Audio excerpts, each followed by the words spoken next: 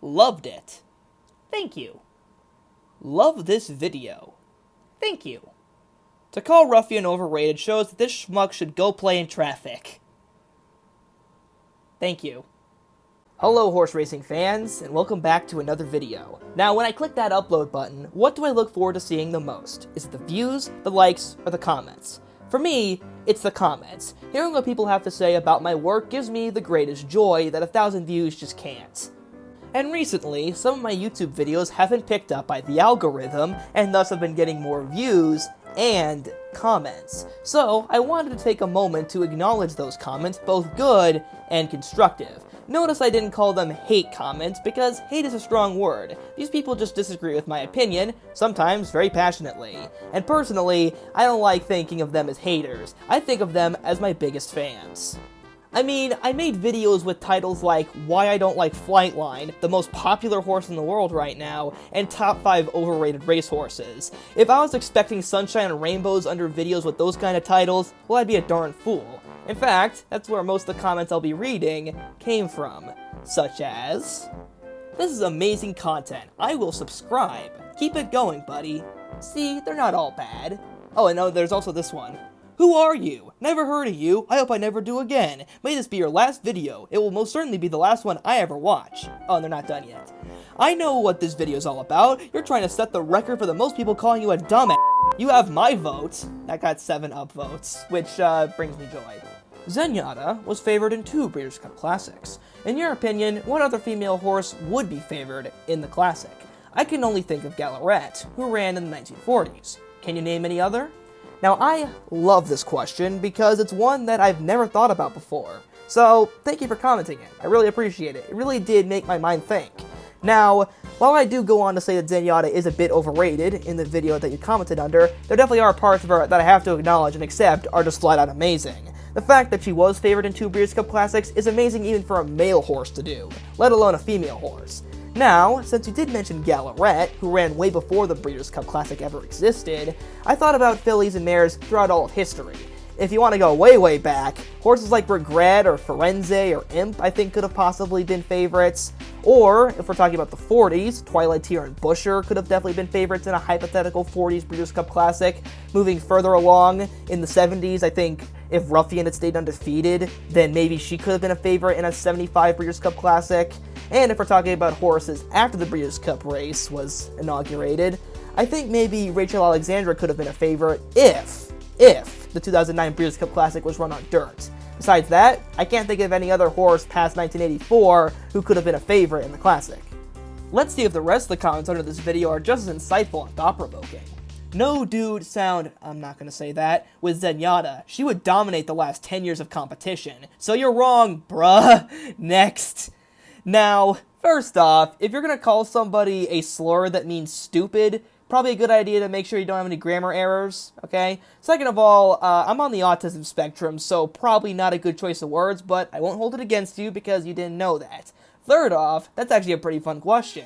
Would Zenyatta have fared just as well if she had ran in 2019 instead of 2009? I think that if she ran a decade later, it would have done her a lot of good, because she would have raced against such champion horses as Midnight Bijou and Monomoy Girl. That would have done numbers for her, honestly, because my biggest critique was her competition. That would have been some really good competition, and honestly, that's a fun matchup to think about. Monomoy Girl, Midnight Bijou, Zenyatta. I mean, Zenyatta would be both of them, honestly.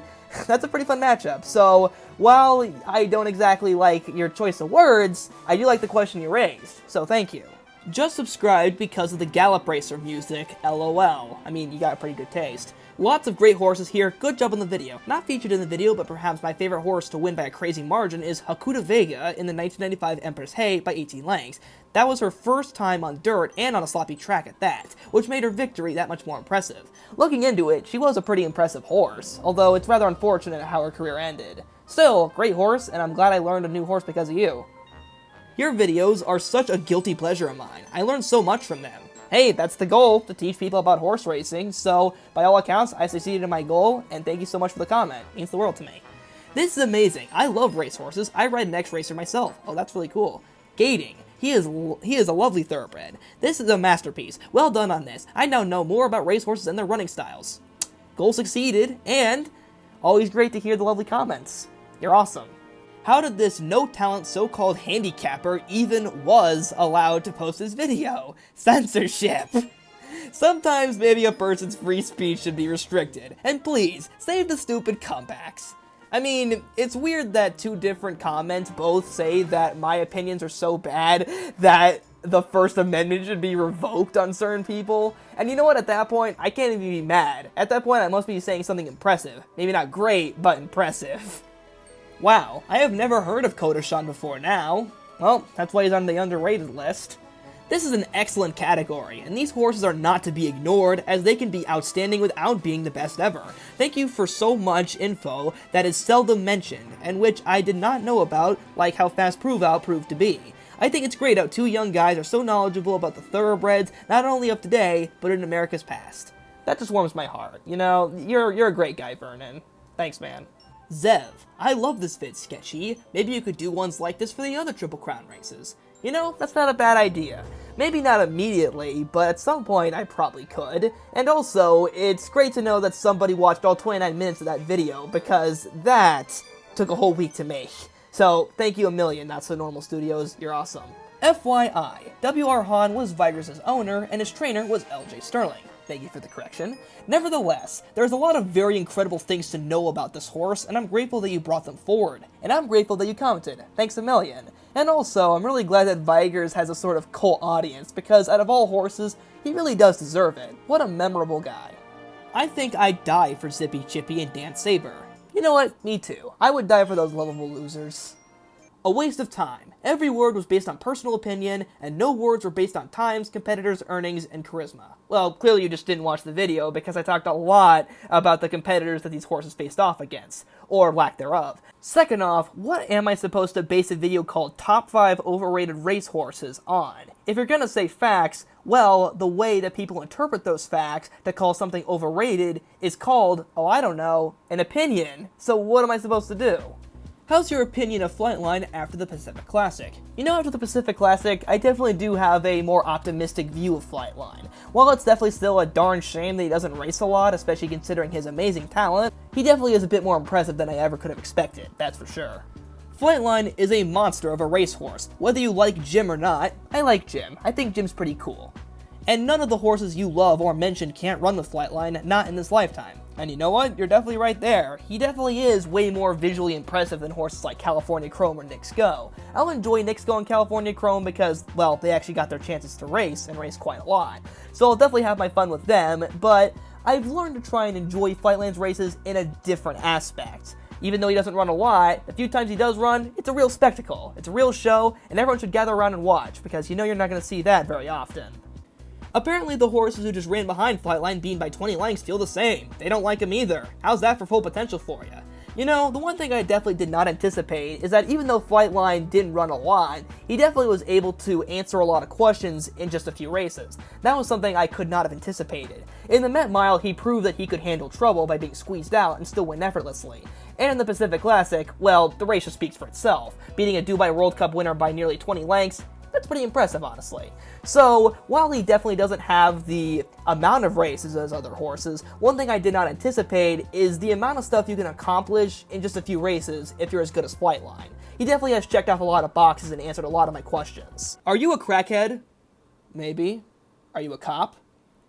You are a first loser class 5 stars. Stay away from the track. You know absolutely nothing. You are annoying. Not that super horse. You are the worst person I ever heard of in my life. And I mean a lot. But you are number 1 loser, you J-off. Your father probably thought Michael Jordan was gonna be a flop. Never heard anyone so incredibly wrong in my life. No kidding, you... Can't say that. Anybody who follows this loser is also a loser themselves. Oh, come on, man. Don't diss 1,640 people. That's not very nice. Not very nice at all. Basically, we don't care why you don't like him. Keep betting against him. Well, clearly you care a little bit because he went on to comment 4 other comments under this one video alone. Here's some of my favorites. Your headline should say, "Why I'm a loser." This guy is a fool, and if you don't know, now you know. The headline should be, "Why I'm a fool." Come on, you couldn't have thought of anything better. Come on, be more like this guy. Apparently you're someone who likes to stir the pot. I dabble. Not sure if you're married or have a significant other, but if you're still single and dating and you somehow get fixed up on a blind date, I'm willing to bet you're someone who probably enjoys critiquing and nitpicking your date to death, looking for flaws instead of enjoying your company, trying to see if a romantic interlude or just a second date is in the cards. Sorry to say this, but it's the vibe that you give off. You know what? I can't even be mad at that point. I even showed my friends this comment and they were like, yeah, that sounds like you. That sounds like something you would do. So you know what? Great job on the roast. I applaud you. Relax, Sketchy. Understand, boy, and you are a boy. Yeah, thank you for spelling that out. That there are many of us who have done our homework with an understanding that you do not have. Let it be, boy! Each of these great animals have their place in our hearts, and we certainly don't need your foolish bait to cause distress because you want to an expert. So, shut up! I just like the fact that he just couldn't stop saying boy. Like, what are you, Kratos? I think you should dedicate to start a new occupation in your life, bro. I'm gonna keep this around as motivation, because currently I'm a freshman and my major is literally in the sport of horse racing. Throughout those 4 years, I'm gonna keep this comment around to make sure that I never lose sight of my goal, just to prove how wrong you were. So, thank you for keeping me motivated to become a racetrack announcer. Alright, those comments were absolutely hilarious, but let's round it out with some positive feedback, shall we? Yes, sir. You are one of the few folks I've found that are putting out interesting horse racing highlights and commentary videos rather than just cheesy tribute videos, although those do have their place at times. I agree with you, like especially the ones from like 10 years ago, those were my childhood, so you're right, they got their place in time. But as you said, a bit of variety is nice. I appreciate you. I appreciate you too. I like the whole list, except I have to disagree with number 1, nothing wrong with that. Mainly because I've never considered her in the combo with Secretary and the others. I mean, neither do I. I really want to compliment your editing and all the work you put in. Very impressive. Editing is definitely something I take a lot of pride in with these videos, so I'm really happy that it gets acknowledged from time to time. You are very awesome, Andrew. There's a couple that I kinda disagree with in here, but I respect your opinion and overall, I think it's a great list. I feel like more people should be like you. Be respectful. You're awesome. One horse I really do think is overrated is Easy Goer. I know I'm going to catch flack for saying this, but after looking at his race stats, he's never actually won on any track outside of New York. We did eventually clear this up, since he did win the Soleil Stakes, but that was one time. For the most part, he's correct. Yet was still praised as the second coming of Secretariat. The one time he got one over Sunday Silence was the Belmont, a New York track. I think it's more that people underestimate Sunday Silence than people overestimating Easy Goer. Ironically, kinda like his father, Aladar. Easy Goer was very fairly rated, and definitely one of the best horses to ever race in New York of all time. Personally, I think it's more just down to the fact that not enough people acknowledge just how great Sunday Silence was for facing off against such an incredible horse like Easy Goer and beating him on multiple occasions. People are just too quick to give the Easy Goer got unlucky card. I think after losing 3 times in 4 matchups, maybe Sunday Silence was just the better horse. I don't know. Is that crazy to think? Okay, tangent over, let's wrap this video up. And let's wrap it up with probably my favorite comment I've ever received on any of my videos. At Sketch the Horse Guy. I just wanted to tell you, Nathan, that I really enjoyed this video, and yes, you should do more like them. As someone who loves the sport of thoroughbred horse racing, it's wonderful to see others like yourself share that same passion. You make great content and I enjoy your videos. Keep it up. You may become your generation's version of Bill Mack. And wouldn't that be a wonderful thing? Take care, Nathan. I will, Michael. Thanks a lot. To have Bill Mack be mentioned in reference to me is one of the highest praises I could ever receive. The only thing is, I don't want to become the next Bill Mack. I want to become the first Nathan Klein. Still, a truly amazing comment, and I'll make sure to keep it close to my heart as I make my way through the racing industry.